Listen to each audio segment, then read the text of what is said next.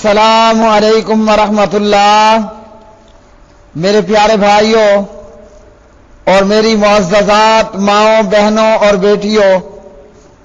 بلوغ المرام کتاب الزکوٰۃ باب صدقۃ التطوع، سبق نمبر ہے 137 137۔ بسم اللہ الرحمن الرحیم۔ عن ابی سعید الخدری رضی اللہ تعالی عنہ قال جاءت زینب امرأة ابن مسعود فقالت یا رسول اللہ صلی اللہ علیہ وسلم انک امرت اليوم بالصدقۃ وکان عندی حلی لی فاردت ان اتصدق به فعظم ابن مسعود انه وولده احق من تصدقت به عليهم فقال النبي صلى الله عليه وسلم صدق ابن مسعود زوجك وولدك احق من تصدقت به عليهم، رواہ البخاری۔ ابو سعید خدری رضی اللہ تعالی عنہ راوی ہیں، فرماتے ہیں کہ عبداللہ بن مسعود رضی اللہ عنہ کی اہلیہ جناب زینب رضی اللہ تعالی عنہ پیارے نبی کے پاس آئیں اور آ کر عرض کی کہ یا رسول اللہ صلی اللہ علیہ وسلم، آپ نے آج صدقہ کرنے کا حکم فرمایا ہے، میرے پاس میرا ذاتی زیور ہے،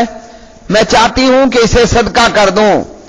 مگر عبداللہ بن مسعود رضی اللہ عنہ کا خیال ہے، ابن مسعود کا کہنا ہے کہ ابن مسعود اور اس کی اولاد زیادہ مستحق ہے کہ میں ان کو صدقہ دوں۔ تو نبی علیہ الصلوۃ والسلام نے فرمایا، ابن مسعود نے ٹھیک کہا، تیرا شوہر اور تیری اولاد تیرے صدقے کی زیادہ مستحق ہے۔ تو پیارے بھائیوں، اس حدیث سے یہ معلوم ہوا کہ اگر کوئی مسئلہ درپیش آ جائے، کسی مسئلے میں کنفیوژن ہو تو علماء سے پوچھ لینا چاہیے، جیسے زینب نے پوچھ لیا نبی علیہ الصلوۃ والسلام سے۔ اور اسی طرح اس حدیث سے معلوم ہوا زیور کی بھی زکوٰۃ دینی پڑے گی، جیسے پیچھے احادیث گزری۔ اس حدیث سے یہ معلوم ہوا کہ عورت اپنے خاوند اور اپنی اولاد کو زکوٰۃ دے سکتی ہے، صدقہ خیرات دے سکتی ہے، بھلے وہ نفلی صدقہ ہو یا فرضی صدقہ زکوٰۃ وغیرہ ہو۔ اور اسی طرح خاوند مرد اپنی بیوی اور اپنے بچوں کو زکوٰۃ نہیں دے سکتا، اولاد بھی اپنے ماں باپ کو زکوٰۃ نہیں دے سکتی، اس لیے کہ ان میں سے ہر ایک کے ذمے ہے، یعنی خاوند کے مرد کے ذمے ہے بیوی بچوں کا خرچہ، وعلی المولود لہ رزقہن وکسوتہن بالمعروف۔ تو خاوند بیوی بچوں کو زکوٰۃ نہیں دے سکتا، عورت اپنے بچوں کو زکوٰۃ دے سکتی ہے کہ اس کے ذمے ان کا خرچہ نہیں ہے۔ اگلی حدیث، عن ابن عمر رضی اللہ تعالی عنہما قال قال رسول اللہ صلی اللہ علیہ وسلم لا يزال الرجل يسأل الناس حتى يأتي يوم القيامة وليس في وجهه مزغة لحم، متفق علیہ۔ عبداللہ بن عمر رضی اللہ عنہما راوی پیارے نبی صلی اللہ علیہ وسلم نے فرمایا، جو آدمی لوگوں سے ہمیشہ سوال کرتا اور بھیک مانگتا رہتا ہے، وہ قیامت کے دن ایسی حالت میں آئے گا کہ اس کے چہرے پر گوشت نہیں ہوگا۔ تو اس حدیث میں نبی علیہ الصلوۃ والسلام نے گداگری اور بھکاری پن اختیار کرنے کی مذمت فرمائی۔ جو بھی بلا وجہ لوگوں سے سوال کرتا ہے، مانگتا ہے، اس کو ضرورت نہیں، مگر وہ پیشہ ور گداگر اور پیشہ ور بھکاری بن چکا، تو جو بلا ضرورت بلا حاجت بغیر مجبوری کے لوگوں سے سوال کرے گا، دنیا میں تو مال جمع ہو جائے گا، لیکن آخرت کے اندر ایسے شخص کے چہرے پر گوشت نہیں ہوگا۔ صحیح مسلم کی ایک حدیث میں 1044 میں نبی علیہ الصلوۃ والسلام نے فرمایا 3 قسم کے لوگوں کے لیے سوال کرنا جائز۔ ایک وہ جو ضامن ہے، کسی کی ضمانت اس نے اٹھا لی کہ میں قرضہ اس کا ادا کروں گا، اگر اس نے ادا نہ کیا اور مقروض قرضہ ادا نہیں کرتا تو ضامن کو وہ پیسے دینے پڑیں گے اور وہ سوال کر کے جو ہے وہ قرضہ اتار سکتا ہے۔ اسی طرح ایک وہ شخص جو آفت کا، مصیبت کا شکار ہو گیا، زلزلے کا، سیلاب کا، وہ بھی لوگوں سے اپنی ضرورت کے مطابق سوال کر سکتا ہے۔ اور اسی طرح جو ہے وہ ایک اور شخص جو فکر و فاقے کے اندر مبتلا ہو گیا تو وہ بھی سوال کر سکتا ہے، یہاں تک کہ اس کی حالت، ان تینوں کی حالتیں درست ہو جائیں۔ اگلی حدیث عن ابی ہریرہ رضی اللہ تعالی عنہ قال قال رسول اللہ صلی اللہ علیہ وسلم من يسأل الناس اموالهم تکثرا فانما يسأل جمرا فليستقل او ليستكثر، رواہ مسلم۔ ابو ہریرہ رضی اللہ تعالی عنہ راوی ہیں، آپ صلی اللہ علیہ وسلم نے فرمایا جو آدمی لوگوں سے ان کے مالوں کا سوال کرتا ہے، ضرورت کی وجہ سے نہیں، جو آدمی لوگوں سے ان کے مالوں کا سوال کرتا ہے اپنا مال بڑھانے کی غرض سے، وہ اپنے لیے جہنم کے انگاروں کا سوال کرتا ہے۔ اب سوال کرنے والے کی مرضی ہے، چاہے وہ کم انگارے لے یا زیادہ لے۔ تو اس حدیث کے اندر بھی پیارے نبی صلی اللہ علیہ وسلم نے سوال کرنے کی مذمت فرمائی۔ جو بلا وجہ لوگوں سے سوال کرتا ہے اور اس کا مقصد کیا ہے کہ میں زیادہ سے زیادہ مال جمع کر لوں، میرے مال میں اضافہ ہو جائے، یہ دراصل درم و دینار، روپے پیسے نہیں لے رہا، یہ انگارے لے رہا ہے، یعنی جہنم کے انگارے۔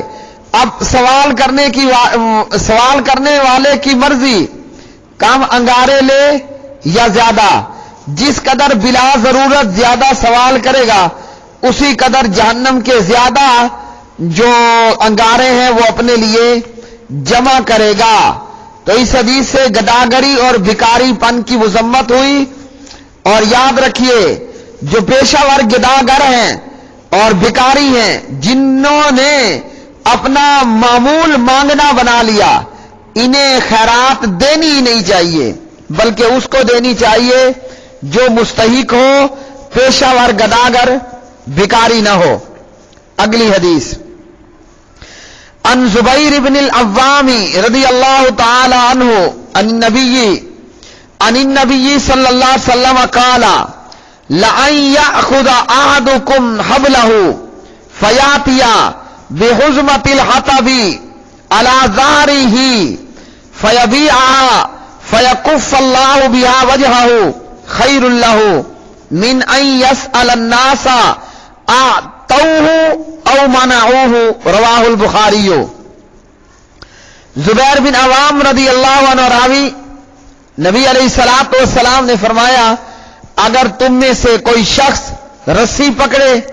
لکڑیوں کا گٹھا اپنی پشت پر اٹھا کر لائے اور اسے فروخت کر دے، جس کی وجہ سے اللہ رب العالمین نے اس کی عزت و آبرو محفوظ رکھے، اور یہ اس کے لیے سوال کرنے سے بہتر ہے کہ لوگ اس کو دیں یا نہ دیں۔ تو اس حدیث میں بھی نبی علیہ الصلوۃ والسلام نے بلا وجہ سوال کرنے کی مذمت فرمائی اور محنت مزدوری کر کے کھانے کمانے کی ترغیب دلائی، اور مثال یہ پیش کی گئی کہ رسی پکڑے اور لکڑیاں اکٹھی کرے، یعنی جنگل میں سے لکڑیاں جمع کر کے رسی سے باندھے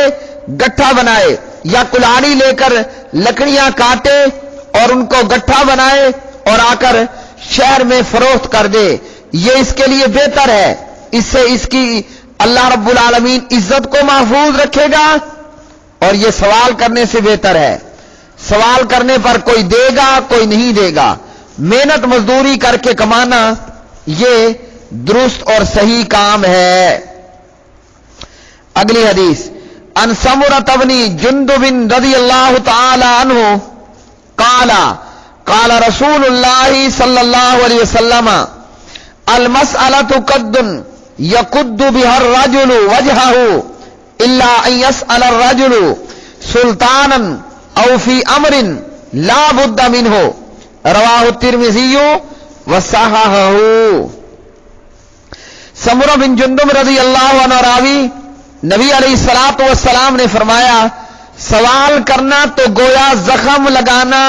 خراشے ڈالنا ہے، جس سے انسان اپنے چہرے کو زخمی کرتا ہے، سوائے اس شخص کے جو سربراہ مملکت سے سوال کرے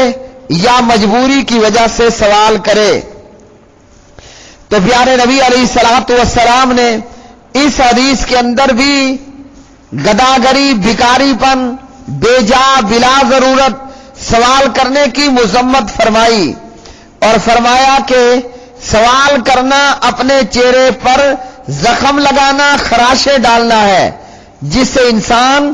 اپنے چہرے کو زخمی کرتا ہے۔ جیسے پیچھے حدیث میں گزرا کہ بے جا سوال کرنے والا اور بھکاری پن اختیار کرنے والا، سوال کرنے کو اپنی عادت بنا لینے والا قیامت میں آئے گا، چہرے پر گوشت نہیں ہوگا۔ یہاں بھی یہی فرمایا کہ بلا وجہ بلا ضرورت سوال کرنا، سوال کرنے کو عادت بنا لینا، یہ ایسا ہے کہ یہ اپنے چہرے کو زخمی کر رہا ہے، خراشے ڈال رہا ہے، یعنی زخمی کر کر کے، خراشے ڈال ڈال کر کے ہوگا کیا؟ جو پچھلی حدیث میں آیا، چہرے پر سے گوشت اتر جائے گا۔ ہاں، سوال کرنے والا سربراہ مملکت سے سوال کر سکتا ہے، کیونکہ حاجت مندوں کا بیت المال پر حق ہے، اور بادشاہ سے مانگنا اپنے حق کے حصول کا سوال ہے۔ اسی لیے اسی طرح وہ صورت کہ جس میں مجبوری ہو سوال کرنے کی، جیسے پیچھے گزرا، تو پھر وہ سوال کر سکتا ہے۔ میرے پیارے بھائیوں، آج کے سبق سے ہمیں یہ معلوم ہوا عورت اپنے خاوند کو صدقہ زکات، اپنی اولاد کو صدقہ زکات دے سکتی ہے، اور اسی طرح سوال کرنے کو گداگری کو پیشہ نہیں بنانا چاہیے، اور جو بلا وجہ مال جمع کرنے کے لیے سوال کرتا ہے تو یہ جہنم کے انگارے جمع کر رہا ہے۔ اب زیادہ انگارے جمع کرے یا کم، یہ اس کی مرضی ہے، اور بجائے سوال کرنے کے چاہیے یہ کہ بندہ محنت مزدوری کرے اور خود کمائے، خود پھر کھائے۔ اور سوال کرنے سے بندے کا چہرہ زخمی ہو جاتا ہے، یعنی ذلت اور رسوائی جو ہے وہ اس کے اوپر طاری کر دی جاتی ہے۔ اللہ سبحانہ و تعالیٰ سے دعا ہے کہ اللہ رب رحمان ہمیں سوال کرنے سے بچائے، اور اپنی جناب سے ہماری ضروریات اللہ آپ ہی پوری فرمائے۔ اللہ ہمیں اپنی راہ میں خرچ کرنے والا بنائے۔ اللہ رب العالمین ہمیں بگاری پن اور گداگری سے محفوظ فرمائے۔ وآخر دعوانا ان الحمدللہ رب العالمین۔ یہ سبق نمبر 137 تھا۔